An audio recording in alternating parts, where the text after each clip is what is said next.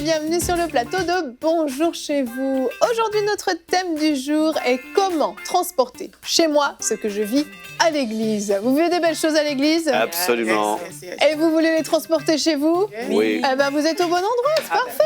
Amen. J'ai choisi la bonne équipe pour aujourd'hui. Moi, par contre, j'aime transporter ce que je vis chez moi à l'église. Amen. ben oui. Ça, Alléluia. c'est Glory to God.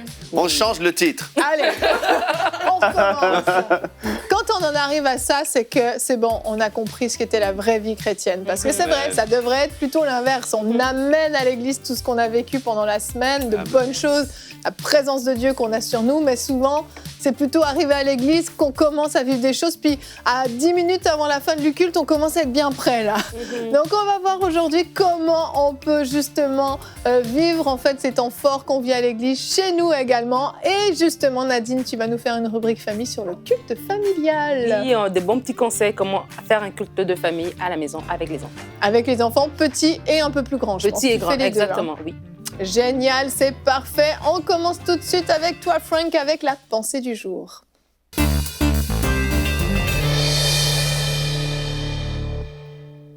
Evelyne, merci beaucoup de m'avoir lancé la parole comme ça. Avec plaisir. Et puis, on va parler ce matin, c'est ça, aujourd'hui, de l'importance de pouvoir vivre des choses seul à la maison, avec Dieu, et non pas seulement juste les dimanches matins ou les réunions de soir, de semaine.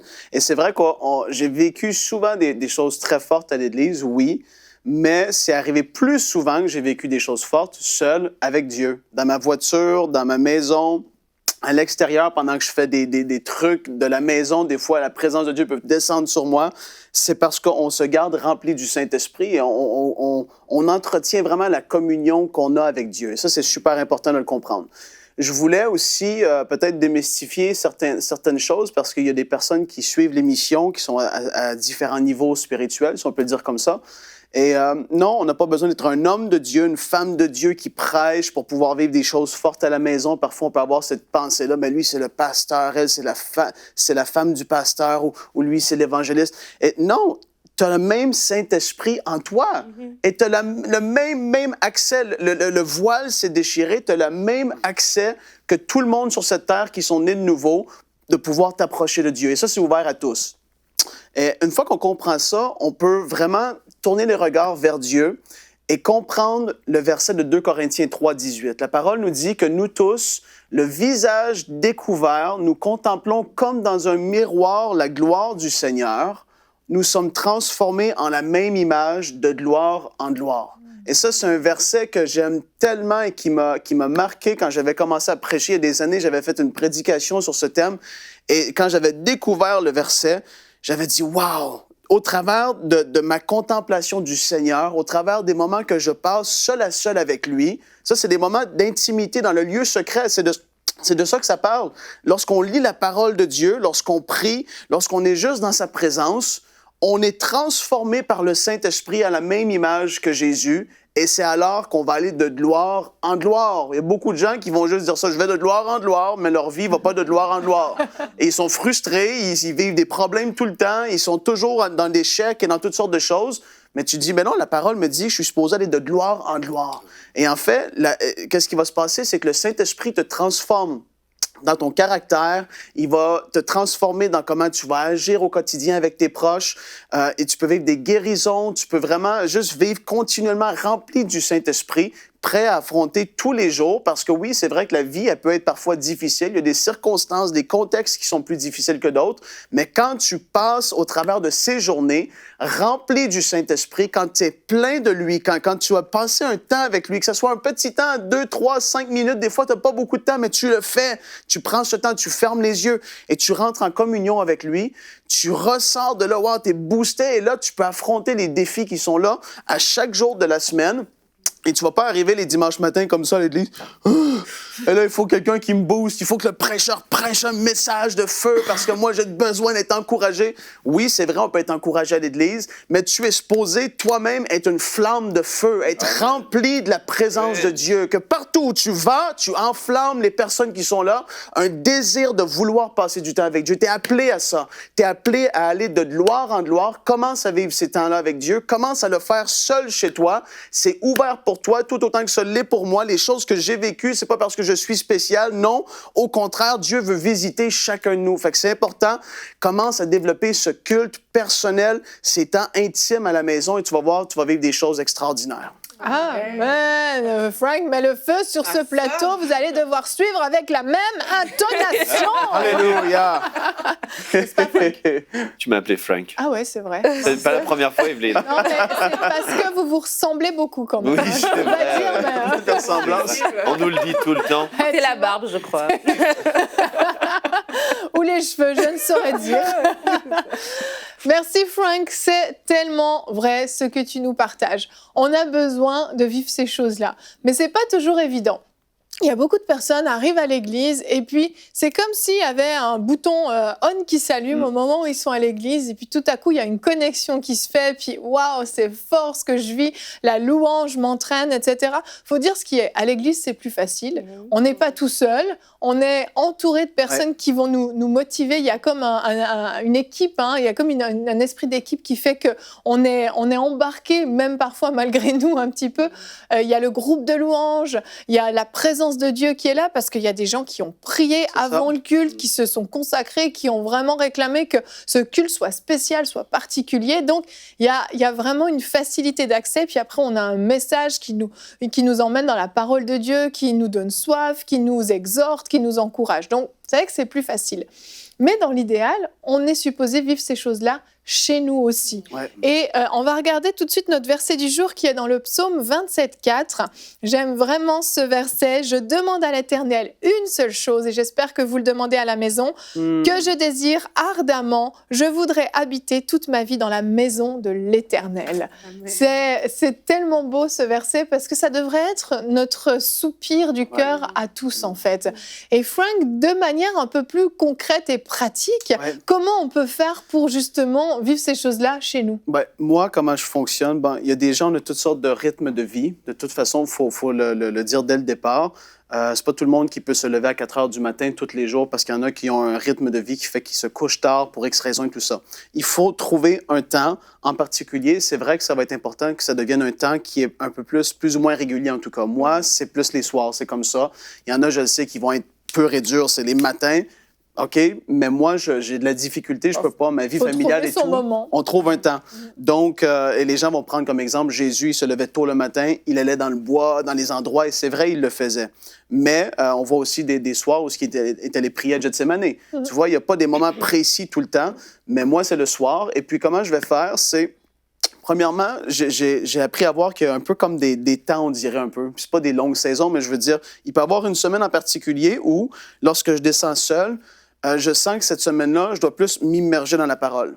Et il y a d'autres semaines que je dois plus prier. Il y a d'autres semaines que je vais me ressourcer par rapport à certains prédicateurs. Je n'écoute pas une tonne, mais certains qui peuvent vraiment me faire du bien. Il y a des temps comme ça. Comme j'ai dit, c'est pas juste le fait de prier ardemment. Oui, ça en fait partie, mais il y a différentes façons de développer une relation avec Dieu et que Dieu va nous parler au travers de ces choses-là. Parfois, ça peut être lire, oui, un bon livre qui n'est pas forcément la Bible. Il faut lire la Bible, mais des fois, il peut y avoir des livres qui vont nous booster, qui vont nous encourager aussi. Moi, j'aime beaucoup certains livres. Puis là, tu vois, ça fait des semaines et peut-être même plus d'1 mois et demi, 2 mois que j'ai pas lu le livre que je suis après lire parce que je devais arrêter. Puis là, je sens que je suis plus dans une lignée où est-ce que je passe du temps avec Dieu vraiment seul à seul. Tu vois, fait il n'y a pas de façon précise, mais c'est de se dégager de tout le monde. Moi, c'est quand les enfants dorment, je peux être tout seul, je suis pas déconcentré, tout ça.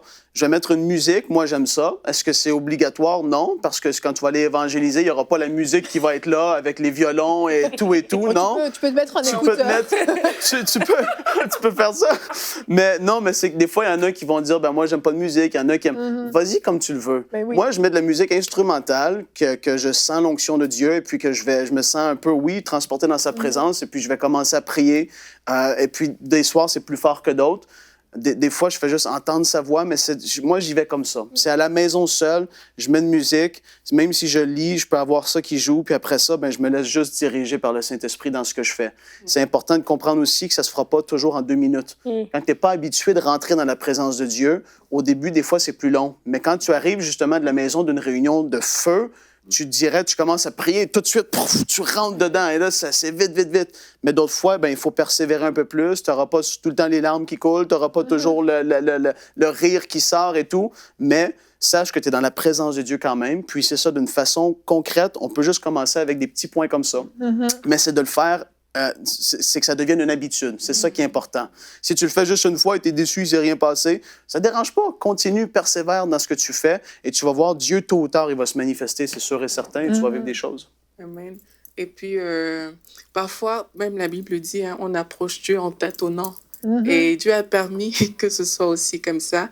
Et moi, la chose que je veux encourager les personnes à faire par rapport au thème qu'on est en train de dire aujourd'hui, c'est vraiment développer la soif qu'on a de Dieu, en fait. Je me rappelle quand j'avais compris que Christ, c'est tout ce dont j'ai besoin pour ma vie. Et vraiment, il y a des gens qui vivent des situations difficiles et qui cherchent des solutions.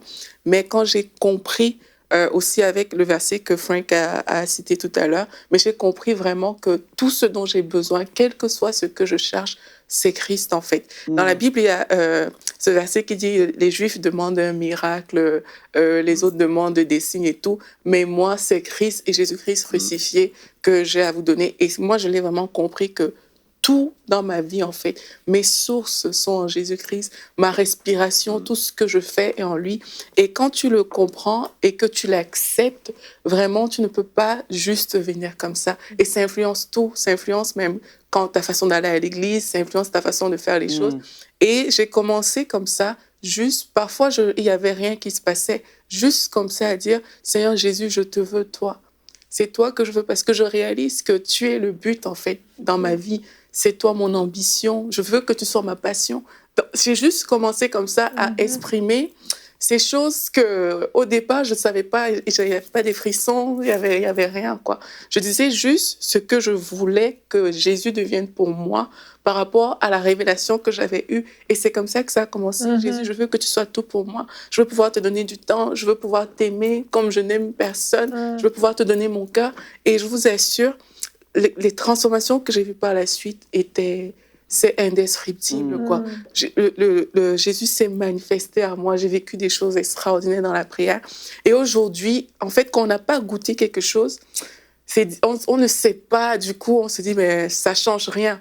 Mais ça change tout. Rencontrer Jésus change tout dans une vie. Amen. Et quand tu l'as goûté une fois, tu peux juste plus être indifférent et te dire, non, tu as soif de ça, tu désires ça, parce qu'il n'y a rien d'autre que cette présence-là, en fait, qui est plus important. Cette présence, c'est extraordinaire, quoi. Il faut le vivre. Amen. Moi, je pense aux personnes qui vivent des choses donc, à l'église, puis qui rentrent chez eux, qui ne vivent plus rien.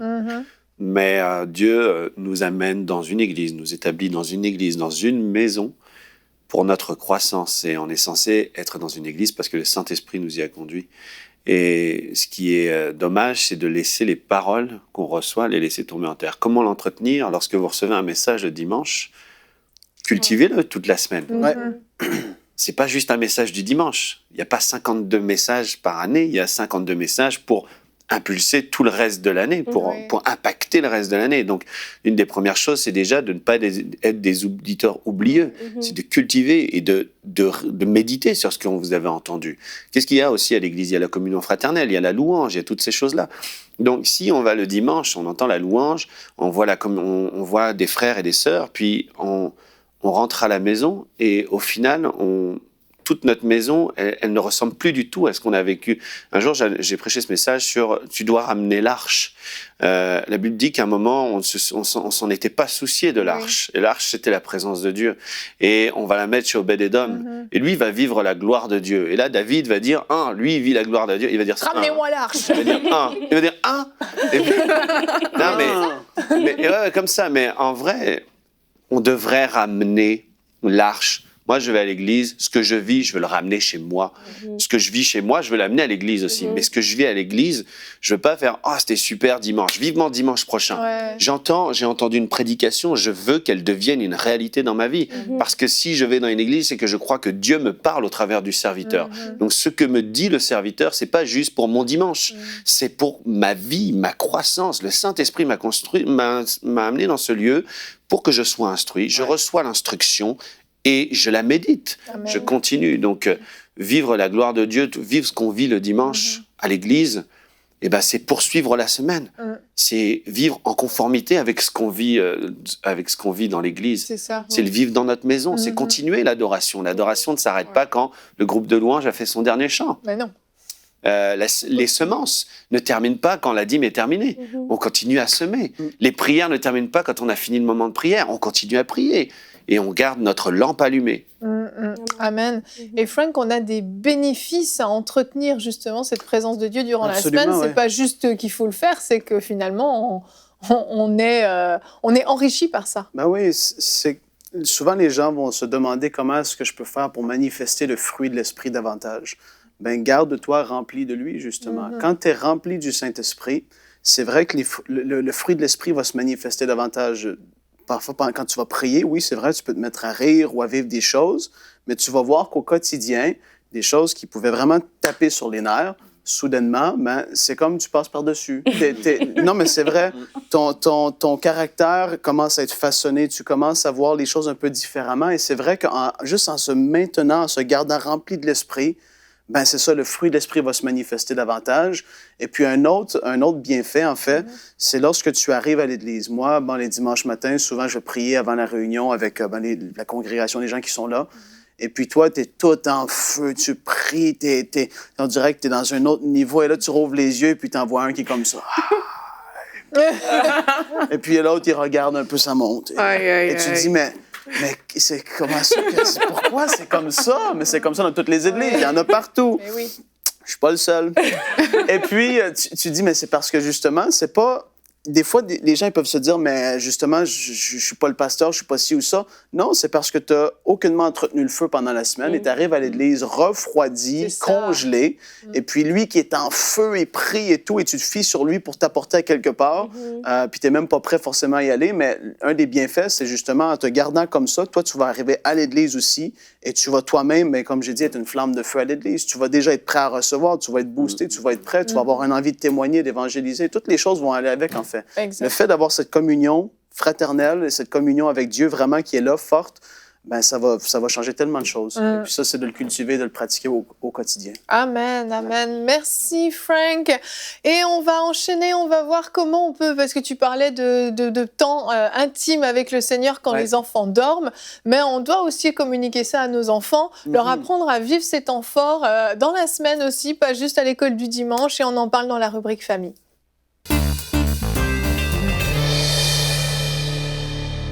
Donc Nadine, tu commences sur les chapeaux de roue cette semaine, on te fait travailler directement. Bah oui, c'est comme ça. Hein. Et tu vas nous parler du culte familial. Pour commencer, c'est quoi un culte familial, Nadine? Oui, on va parler du culte de famille aujourd'hui parce que quand on prie, comme tu dis, Frank, dans ta pensée, on est rempli, mais on a des gens. Si on a une famille, on a des gens avec nous. Si on est en couple, ben, on a un mari, une femme. Et c'est important aussi d'avoir cette communion fraternelle dans la maison. Je vais d'abord lire un petit texte juste pour vous expliquer. Dans Deutéronome 6, le verset 5 et 8, ça dit « Tu aimeras l'Éternel, ton Dieu, de tout ton cœur, de toute ton âme, de toute ta force. Et ces commandements que je te donne aujourd'hui seront dans ton cœur. Tu les inculqueras à tes enfants et tu en parleras quand tu seras dans ta maison, quand tu iras en voyage, quand tu te coucheras et quand tu te lèveras. » Donc déjà, dans ce verset, on voit que la relation que tu as avec Dieu, elle ne reste pas juste avec vous, tu l'inculques à tes enfants. Dieu leur donne de l'inculquer à ses enfants. Et le culte familial, c'est tout simplement ça. C'est un moment de famille où est-ce que les parents vont se retrouver avec les enfants pour leur parler du Seigneur, pour partager les choses de Dieu et pour grandir en fait dans la connaissance du Seigneur.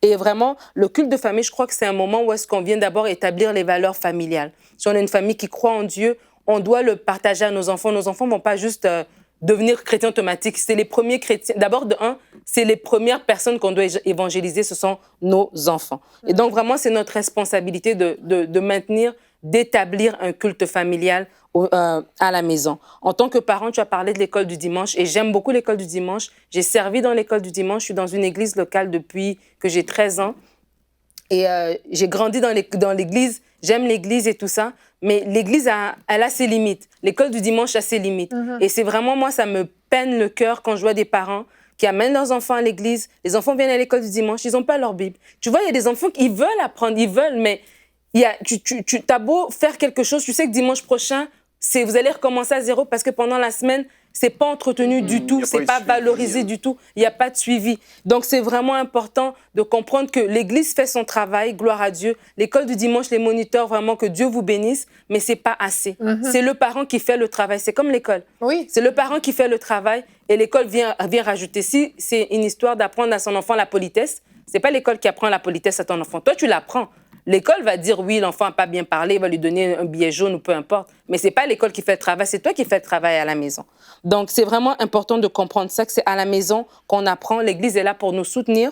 Mais en tant que parents, nous sommes responsables de nos enfants. Nous sommes leurs bergers. Nous sommes les premières personnes que Dieu a mandatées pour apprendre à nos enfants quoi faire. Donc, vraiment, c'est bien de parler. On peut apprendre aux enfants à parler, mais c'est mieux qu'ils apprennent en voyant un exemple. C'est vraiment mieux d'être un exemple, OK? Donc, et comment on est un exemple? Ben, c'est parce qu'on valorise le Seigneur dans la maison, dans la musique qu'on écoute, dans les conversations qu'on a, dans la façon dont on va à l'église. Si les enfants nous voient que c'est le dimanche matin qu'on dit « Oui, ma Bible », on ne va pas après leur dire « Écoute, soyons Tu vois ce que je veux dire? C'est ça qu'ils vont regarder. Si on va à l'église, le culte commence à 11h, à 10h, puis c'est à 10h qu'on sort de la maison, on arrive en retard systématiquement, ben, on montre que c'est pas vraiment important. Donc, vraiment d'être conséquent, de pas juste dire « je parle de l'Église mais comment j'agis, c'est mon comportement qui fait toute la différence. Si les enfants nous voient lire la Bible, c'est aussi important, ils nous regardent aussi comment nous aussi nous marchons. Si l'enfant te voit lire ta Bible, il te voit « OK, là, maman va prier, là, ne me dérangez pas pendant la prochaine demi-heure. » Ah, ils savent que maman, elle prie. Donc, ça reste dans leur tête. Donc, c'est vraiment, en tant que parents, c'est important pour nous d'instaurer ça. Le temps passe très vite. Vraiment, l'avenir spirituel de nos enfants est entre nos mains. Et le temps passe vite. Moi, on a 3 enfants. Ma fille, elle a 15 ans. Elle va avoir 16 ans bientôt. Dans 2 ans, elle a 18 ans. Et je ne peux pas dire comment j'ai vu le temps passer. Ça a passé comme ça. Mon garçon, il va avoir 13 ans le mois prochain. L'autre a 11. Ça passe tellement vite. Il n'y avait pas longtemps, ils avaient 3-4 ans, mais bientôt, ils sont des adultes. J'ai pas beaucoup de temps. On n'a pas beaucoup de temps pour instaurer ces choses-là. Donc, c'est vraiment maintenant qu'on s'aime. Parce que quand il va être grand, qu'il va aller au travail, à l'école, peu importe, les décisions qu'il devrait prendre, mais moi, je vois des enfants de pasteurs ou des enfants qui ont grandi dans des familles où est-ce qu'il y avait un culte familial. Tu vois que c'est comme leur base. C'est comme si, à un moment donné, même s'ils se sont égarés, quand les vents soufflent, le Dieu de mon père, le Dieu de ma mère. Vrai. Ma mère, elle priait, ma grand-mère, elle priait. Ça fait comme une base comme ça pour les enfants. Et c'est vraiment important.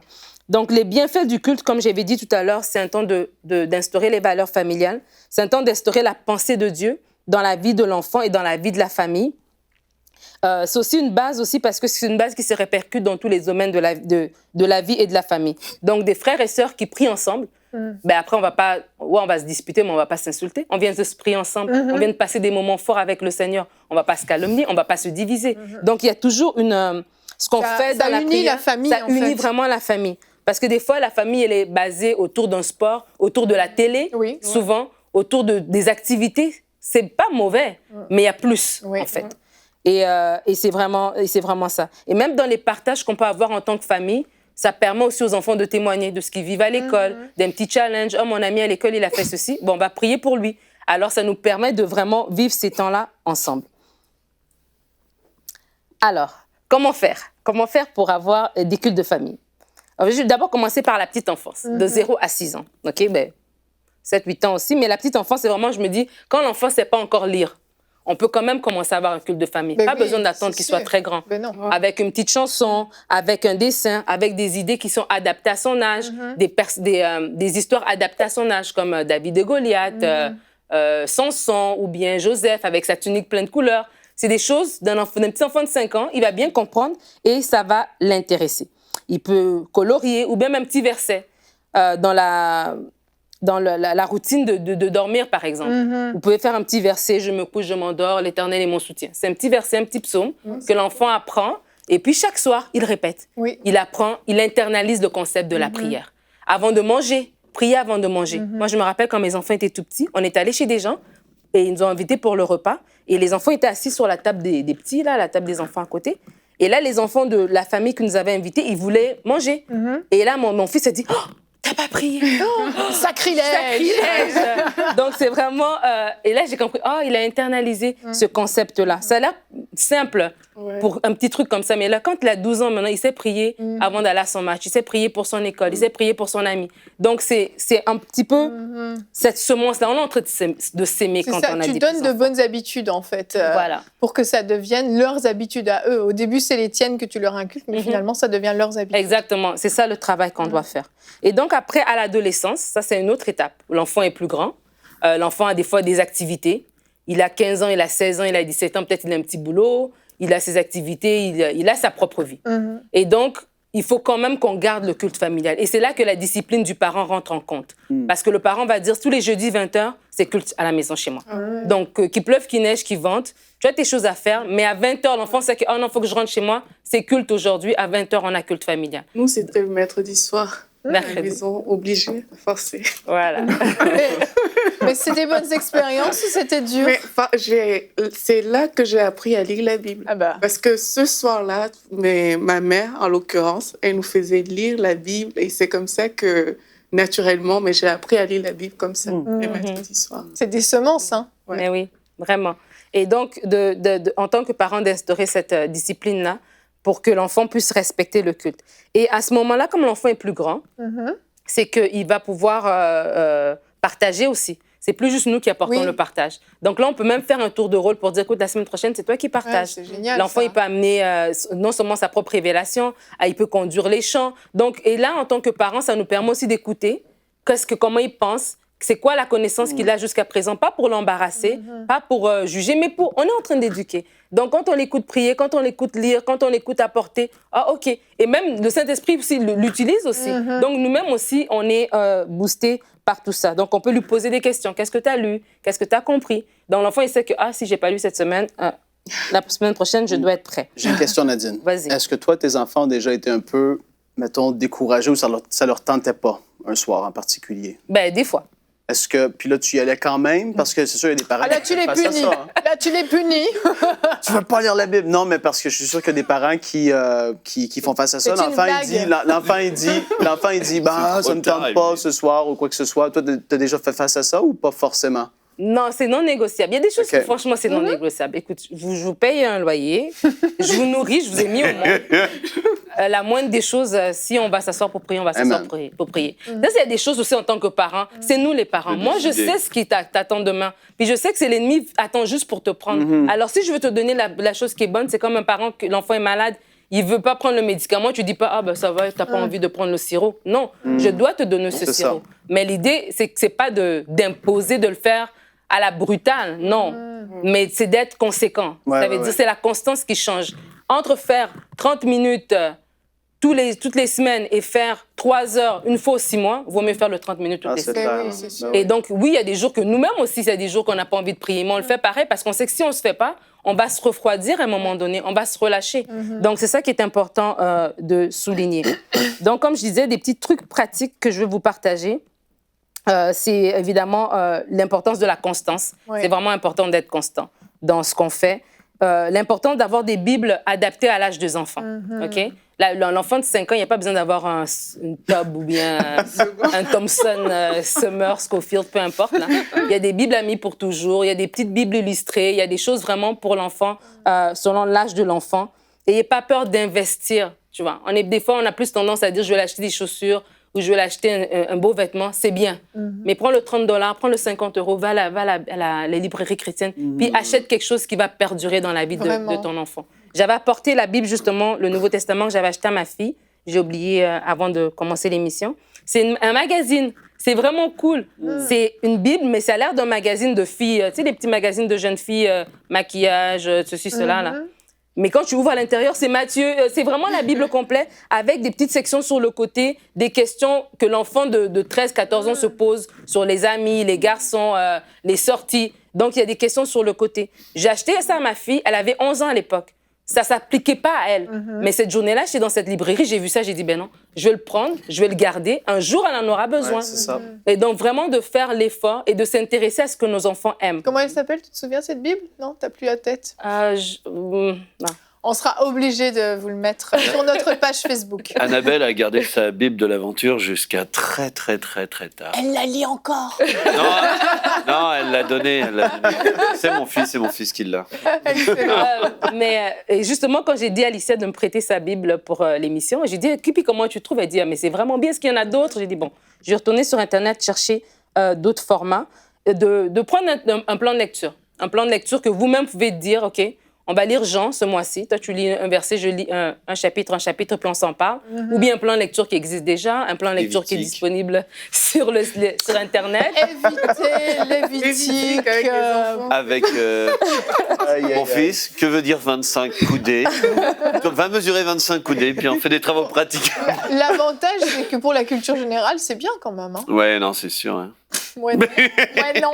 Moi, je veux juste être d'accord avec toi, Émilie. T'as raison. Donc, il y a des applications comme YouVersionBible.com, la Bible sur l'iPhone ou bien Android, peu importe. Mais la Bible papier, j'insiste. La Bible papier, c'est bien, mais ce que je veux dire, c'est que... Non, mais il y a d'autres, oui, bien sûr. l'idée, c'est pour l'enfant, en fait. Tout à fait. Un enfant de 15 ans, ben, écoute, quand tu vas à l'école, je préfère que tu aies au moins l'application sur ton téléphone. Tout à fait. Il va pas se Mais prendre c'est bien que chacun ait sa Bible papier quand même pour qu'il s'habitue à la Bible papier. Mais c'est sûr que les outils informatiques, c'est super. Oui, c'est pour aider, en fait. Tout Des à trucs fait. juste pour aider. La Bible audio, c'est bien. La Bible audio, sur mcitv.com, il y a une Bible audio.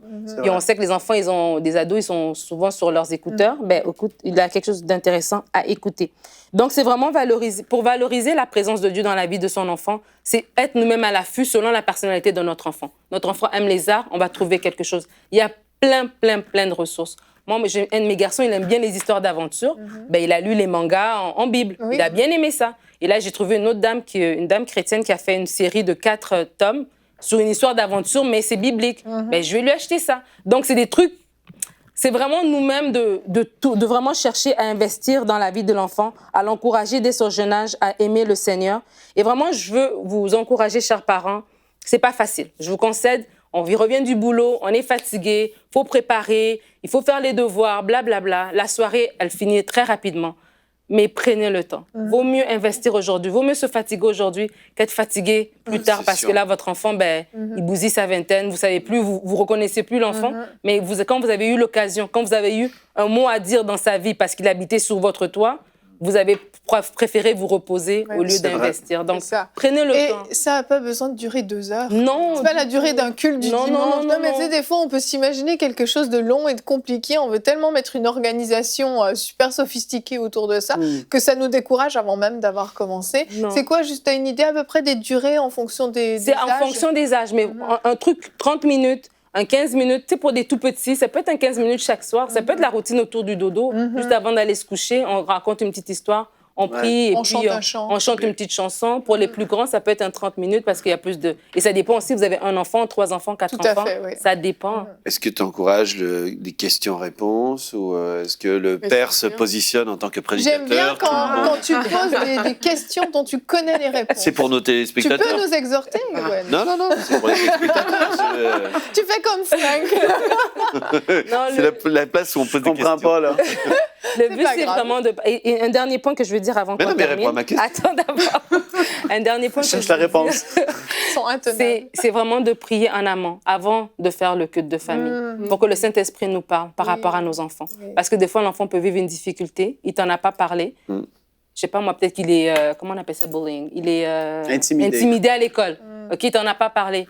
Peut-être que c'est lui l'intimidateur, tu sais pas, il va pas te le dire. Mais dans la prière, le Saint-Esprit t'amène à partager quelque chose et là, ouf, ça casse quelque chose et l'enfant se dévoile. Donc, c'est important de ne pas juste y aller de façon routinière. Non, mais comme quand on va à l'église, on s'attend à ce qu'aujourd'hui Dieu me parle. Mais de la même manière, quand on fait notre culte à la maison, qu'on s'attende à ce que Dieu intervienne. Et non, on n'est pas On n'est pas super méchant, c'est un temps d'échange. L'enfant a le droit de poser la question. On n'est pas à l'église non plus, c'est notre papa, c'est notre maman. Non, mais je dis ça parce qu'il y a des gens qui aiment bien faire l'église à la maison. Et tu vois, tu voulais dire quelque chose. Eh ben, je le dis.